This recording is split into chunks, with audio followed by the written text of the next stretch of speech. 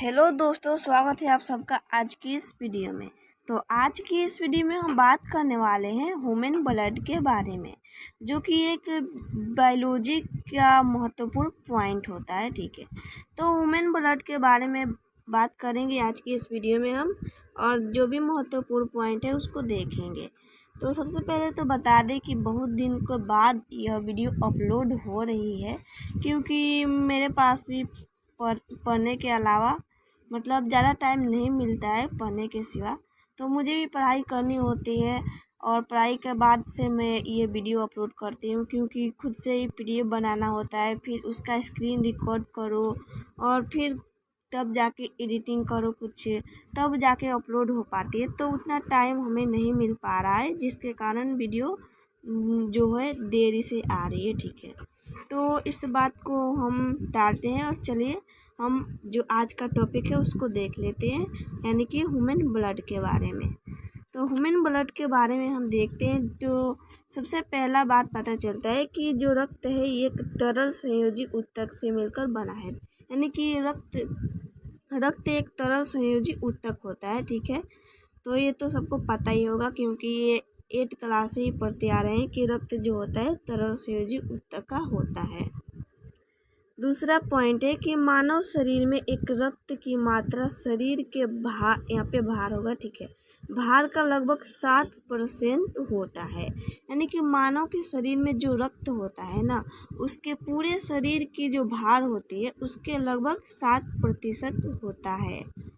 ठीक है, तो अगला पॉइंट है हमारा कि रक्त के क्षारीय विलयन है। यहाँ पे एक मिस्टेक हो गया। ठीक है, रक्त जो है एक क्षारीय विलयन है, जिसका pH मान जो होता है वो 7.4 होता है। तो रक्त का pH मान कितना हो गया, तो 7.4। और यह एक कैसा विलयन है, तो यह एक क्षारीय विलयन है, न कि अम्लीय। ठीक है, अगले पॉइंट की ओर चलते हैं। तो हमारा अगला पॉइंट क्या है, अगला पॉइंट है कि महिलाओं में पुरुषों की तुलना में जो ब्लड होता है वो 1 से 2 लीटर कम पाया जाता है। इसको स्क्रॉल करके ऊपर आते हैं सबसे पहले।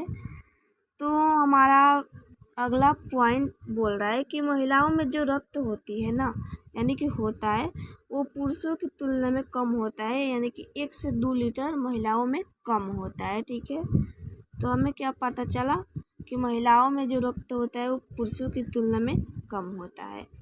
अगले पॉइंट की ओर चलेंगे। तो अगला हमारा पॉइंट है कि रक्त जो है वो 2 प्रकार के पदार्थों से मिलकर बना होता है। कितने प्रकार के, तो 2 प्रकार के पदार्थ से मिलकर बना होता है रक्त।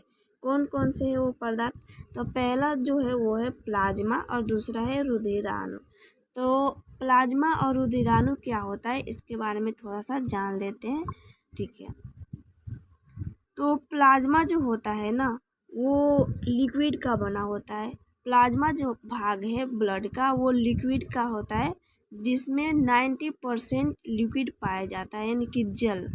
और रुधिराणु जो होता है वो सॉलिड पार्ट होता है ब्लड का। तो प्लाज्मा लिक्विड पार्ट और जो रुधिराणु है वो सॉलिड पार्ट।